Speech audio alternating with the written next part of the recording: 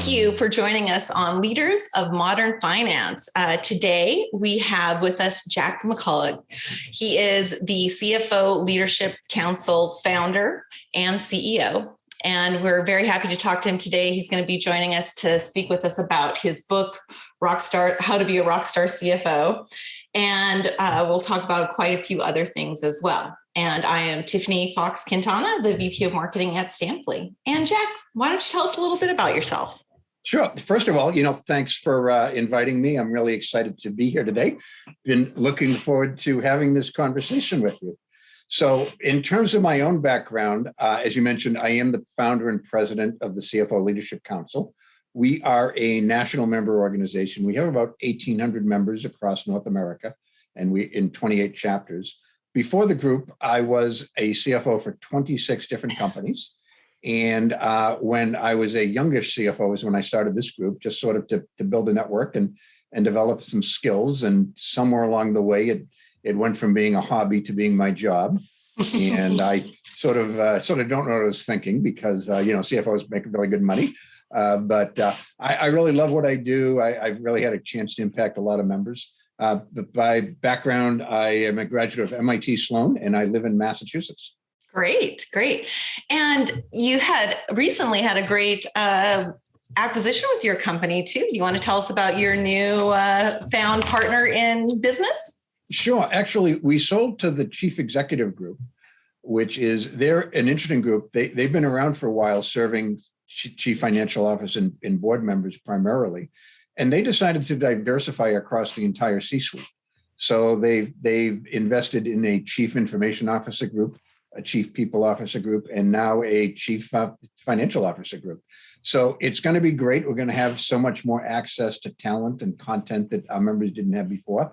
And I'm, really excited about it. It was just about 2 months ago. In fact, 2 months and a week. So it's a great time to be part of that organization, which is growing fast and has a wonderful culture. Absolutely.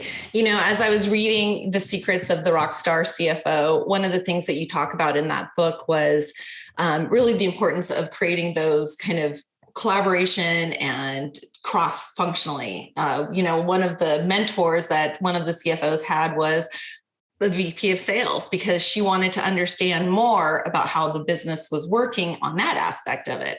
So I'm curious, when you wrote the book, what were your thoughts on making sure that those collaboration efforts were happening and how were the best ways to do that?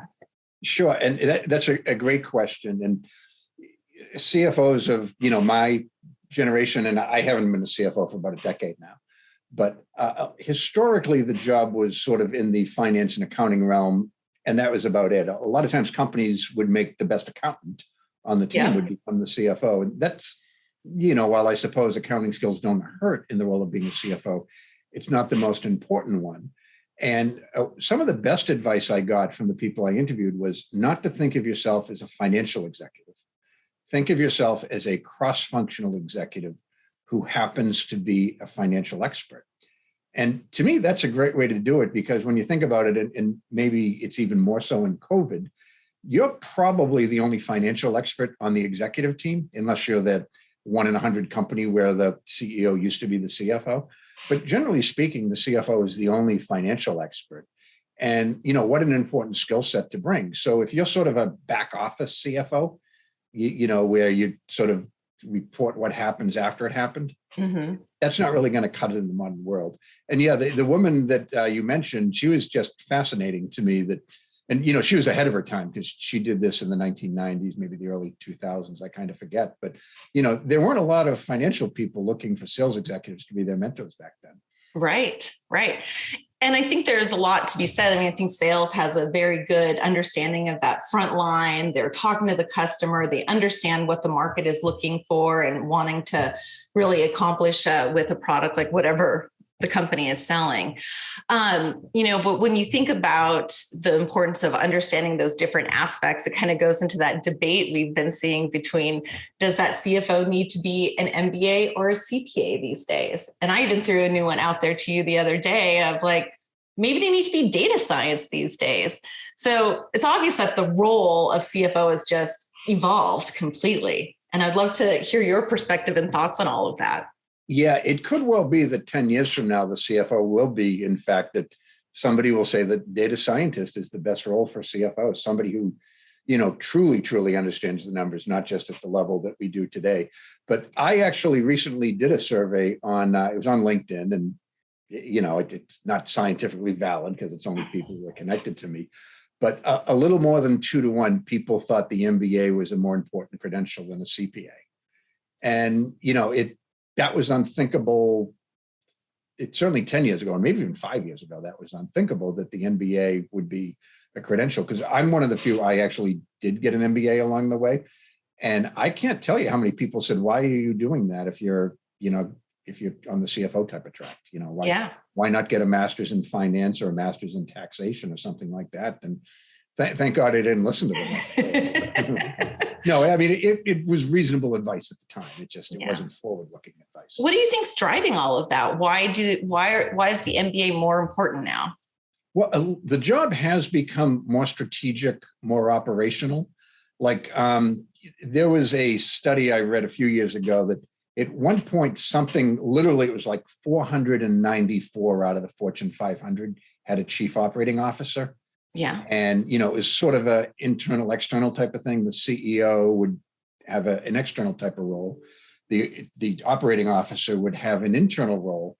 And the expectation was that person would be groomed and maybe become the CEO.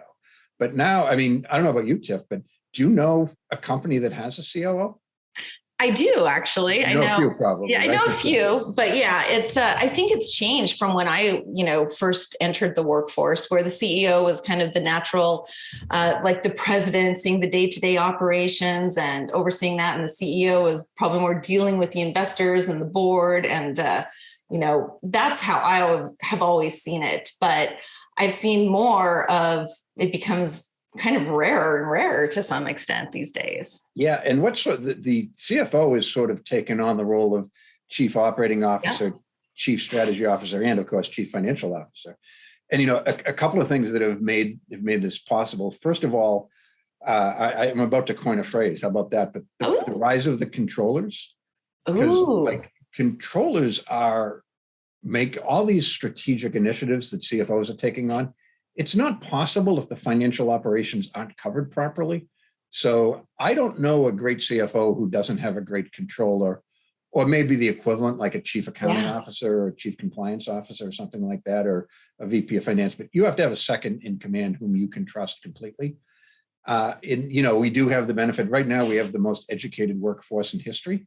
Very true. Controllers, when I look at controller job descriptions today, they're pretty similar to what I was doing with the CFO job 10, 12 years ago. Wow. They've really stepped up their game in the last decade. And the other thing also, technology, it's done a lot of things and it's evolved. And I know you want to talk a little about that later, but the result of that is CFOs and I guess other executives have become empowered, and they're doing less day-to-day operational, tactical type of stuff because they can. Technology has freed them up to be strategic thinkers. Right. It has actually moved the evolution of the entire function along. So then I'm assuming that pretty soon we're going to see the secrets of Rockstar controllers coming from you, no? It's a great idea. And once this thing is over, I am going to try to get a trademark on what did I say? The rise of the controllers? The rise of the controllers. I love it. The rise of the Rockstar controller, maybe. But what's interesting with this book, I actually, and part of my motivation, I was having just all these world-class speakers at our events, and they're from Fortune 50 multinationals to a lot of Silicon Valley CFOs have spoken at our events over the years. So some of the best in the game. And I actually developed the book for controllers. I was thinking, okay, they're controllers. They're maybe 6 to 18 months away from their first CFO job. Maybe we can help them a little bit. But I sort of prototyped a presentation to a lot of my CFO friends. And they're like, yeah, you're missing the audience. We'd like to learn more about this too. And so that's sort of what inspired that. I sort of did it in reverse order. I did the presentation first and then wrote the book. I think most people probably write the book and then do the presentation around it, but I can never do things like a normal person, Tiff. That's we all have to beat to our own drum for sure.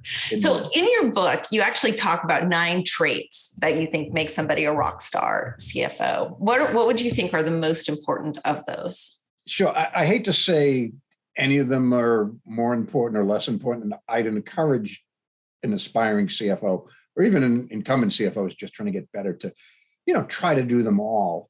But, the one that was mentioned by every single CFO, and I interviewed, I think 43 of them, the 2, were with strategic leadership and strategic thinking, and ethical leadership. Mm-hmm. And, I think that they're both so important. Again, getting back to the old role of the CFO being, backwards looking. Right now, there was a study by Accenture, and they looked at executive dynamics and what was important and what wasn't. And they concluded it came down to one relationship, CEO and CFO. Yeah. And almost the other ones didn't matter, but the CEO just needs a CFO to be their strategic partner, their listening board, maybe challenge them when he or she needs to be challenged. And, it falls to the CFO a lot of times. Does it mean they have to golf together or, that their families have to take vacations together? It does not, but they have to work together for the greater good and challenge each other and, support each other when appropriate too. So, and then the other one's ethical leadership, which is a little trickier because, I know as many CFOs as anybody, and, I don't know any that are unethical as far as I can tell. I mean, if they were unethical, they'd have maybe made some different career choices than finance and accounting. But it's not just being ethical yourself. It's about creating a culture of ethics, making sure that ethics, it's not just buzzwords and cliches. It's part of how you live. And there's also, ethics, it's a funny thing. It's the right thing to do, right? To be, we all sort of want to be ethical. I know there's some people that don't really care, but most of us care about being ethical ourselves. But it turns out it's good business because, it turns out investors don't like to invest in companies that pollute the environment or that, discriminate against employees and that sort of thing. And, employees, particularly Gen Z, which is the one that everybody's coveted, they're probably more philanthropic than prior generations. If they think it's not an ethical company or beyond that, not a company that actively cultivates ethics, they're not likely to really explore career opportunities there. Yeah. You can't just say we didn't do anything that didn't send us to jail, so we're ethical. You actually have to be philanthropic and, take care of your people and make sure that you're doing all the right things by everybody. Yeah, absolutely. And you touch on an important subject, to myself personally is, the diversity that's happening in the C-suite. And have you started to see more diversity in the CFO office? Yeah, I mean, it's interesting because by gender, they've made tremendous progress since the start of my career. According to statistics, it's about 14% of CFOs are female, which isn't that great. But in my own organization, it's actually a little north of 40% of our members are women. Amazing. And the other thing is my prior job, in between being a CFO and doing this, I worked at KPMG. And I did a lot of recruiting on college campuses. And, this was 10 years ago. And back then, about 60% of the graduates in accounting and finance were female. And forgive me, boys, for what I'm about to say, but if you filtered out by, people with over a 3.5 GPA, it was even higher. So they were, at least academically, they were slightly outperforming their male counterparts, and there was simply more of them pursuing it. Yeah. So, that was 10 years ago. Yeah. Those people right now, they're, 2 to 4 years away from their first CFO job, I have to think. Absolutely. And, so I wouldn't put money on it, but it feels like there should be a transformation right about now. So. Yeah. There's probably a big shift. And also thinking about the changes, talking of transformation, right? COVID was a huge impact to every business out there. And how do you think that has really changed the office of the CFO? Sure. It's forced a few things. One, it's simply forced CFOs to be more strategic. and, solve problems and be creative. Because one thing that history's taught us, going back even as far as the Great Depression, is if there's a crisis, if your belief is that you're going to conserve cash, roll up into a fetal ball, and then get up when the crisis is over, the world will have passed you by then. Yes. Companies that evolve, that innovate, that reinvent themselves and just rethink how they are, those are the ones that are going to survive. And, that's part of the reason that, your neck of the woods continues to flourish, right? I mean, absolutely. How many great innovative thinkers are there in the San Francisco Bay Area? Yeah. Not that there aren't a bunch in Boston, but, absolutely. Lucasly large number. So there's that. There's the strategic. The other thing is CFOs are now much more front and center. And, particularly at the beginning of the crisis, people wanted to hear from the CFOs and, not just employees, but customers, because there's kind of a belief, and, it's not always true, but it's believed to be true, that CFOs tell the truth more than other executives. And I'm in marketing, so yeah, well, marketing people are honest too, but if you're listening to a marketing person, that they've been coached to present things in the most favorable light. Absolutely. And CFOs really haven't, right? They've just sort of been coached to tell the truth and be transparent. So the audience perceives that. And what happened, at the start of the crisis, it was the CEO and the CFO both talking. And again, hopefully the CEO is credible. And if not, why is he or she in the role? But, the CFO just brings some credibility to it. So yeah, absolutely. There was a study, in fact, of employees, who's the most trusted person within your company. And overwhelmingly, it was the CFO, and 2A and 2B were the chief human resources officer and the president. So, at least they did well. I don't remember where CMOs landed. Well, one of the interesting things that you touch on in the book too is, I love this concept, and I've dealt with both types of either the CFO, CF no or CF go. And, what is the importance of that, do you think, in today's world? And after having to go through all the changes, even from a technology standpoint, what has prevented the CFO organization from going through that whole digital transformation until they're forced to, in a sense, after COVID, and it's pushed there? Was that the saying no to their own stuff, or saying too much go to the other stuff? Yeah, there's a balance, right? I mean, CFOs by their nature, perhaps they're more conservative, and I'm not talking politically, but their business prospect. They studied accounting for a reason, right? And a lot of them, the majority of CFOs still do have an accounting and finance background, although it's certainly not true anymore. But I sort of define a CF no looks for a reason not to do something, and a CF go looks for a reason and an opportunity to do something. Yeah. But sometimes I've known some CF goes, and I say, remember, you're the adult in the room. Don't just say yes because everybody else is. Analyze it, critique it. If it's not right, find a way to make it right. And if you can't, be that adult and say no. But right now, again, the analogy of rolling up in the fetal ball and not surviving, that's a CF no, right? Let's just hunker down our cash. Let's lay off 30% of the staff without giving it any further thought, and not invest in technology and the other things that we're going to need when this is over, because every crisis ends. Let's do that. And then the CFO would be like, no, this is the time we can make the technology investments. We can rethink processes and operations. We can see how automation will make us more efficient. And, that will save costs in the long run. So it was always important. It was it's become kind of critical. And I don't know if you know this, but I actually invented the phrase CF no. I'm pretty sure it was actually, I was like 18. It was my first job. I worked at a hospital in Boston, and he wasn't a bad guy, but everything was no. Can we change the brand of coffee? No. Can we look at this accounting position? No, it was no, no, no. So I started calling him behind his back the CF no. And one day he called me into his office and he said, I understand you've been calling me the CF no. And, I'm like 19. I'm worried I'm going to get fired. My parents are going to kill me. because I'm a smart ass. And I said, yes, I am. He's like, finest compliment I ever got. Thanks. Keep up the good work. I'm like, what the heck? He thought I was saying it KNOW. Yeah. Like I was praising his expertise and knowledge. So bullet dodge there. So. Yes. Well, we all believe what we want to believe, right? Yeah.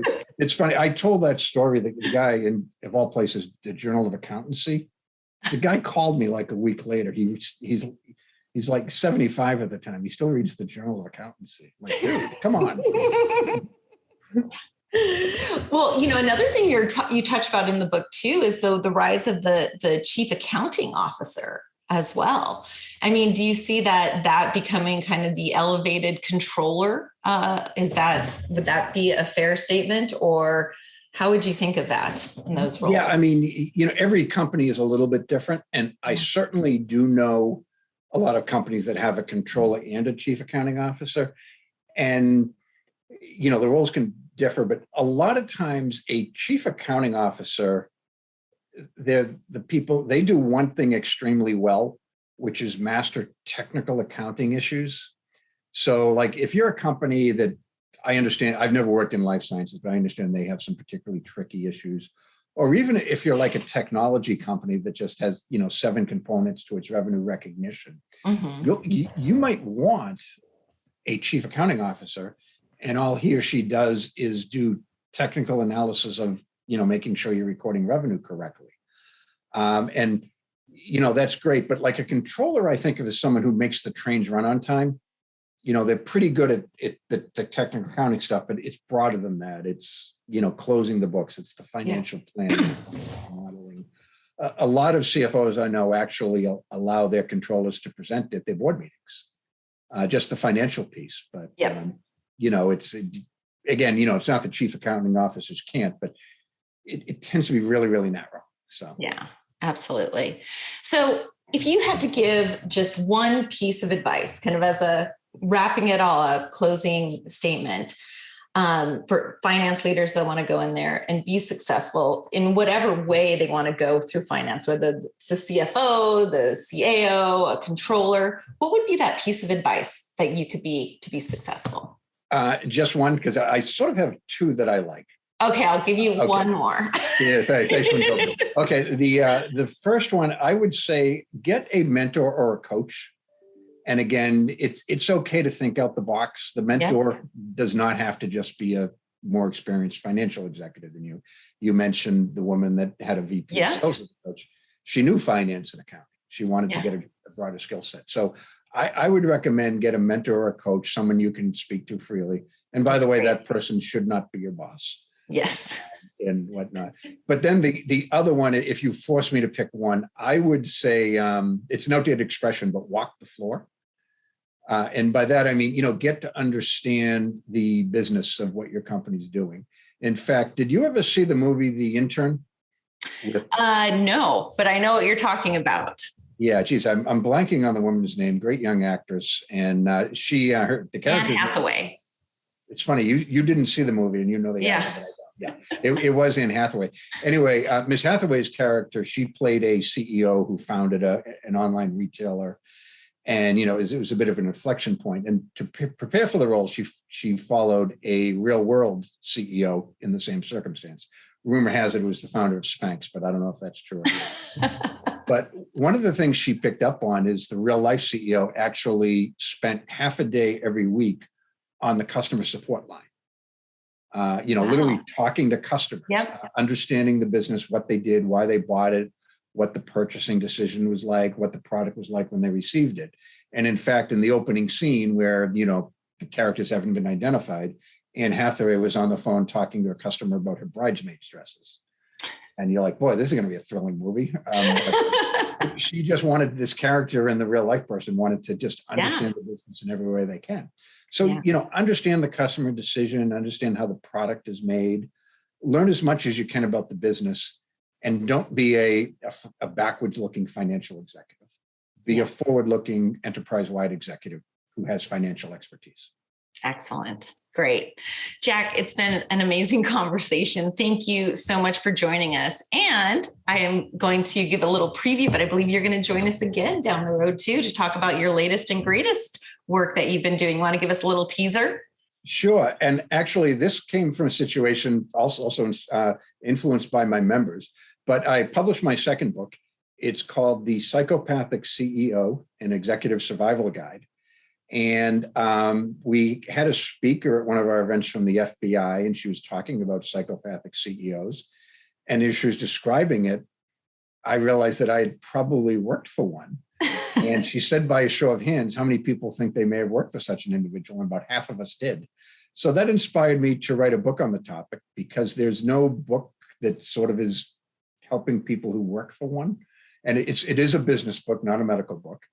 And, I help CFOs and CPOs and others identify a potential psychopath in the corner office and more importantly, figure out what to do if they're in that situation. Yeah. And, 15%, that's about of CEOs of psychopaths. That's approximately the same as the prison population, which is a scary proposition, right? Absolutely. Absolutely. No, it's a great book too. I recently started it as well, and I will be all up and running on it when we talk again. Oh, okay. Yeah. Well, I'd love to give some insights into, have you gone to the Tom Doherty chapter? No, I don't. That's the real life psychopath who. Oh, really? Oh, my goodness. Endless source of fascination. But, I'd love to talk to you about him when we get the chance. I'm looking forward to it. Jack, thank you so much for joining us. Thank you.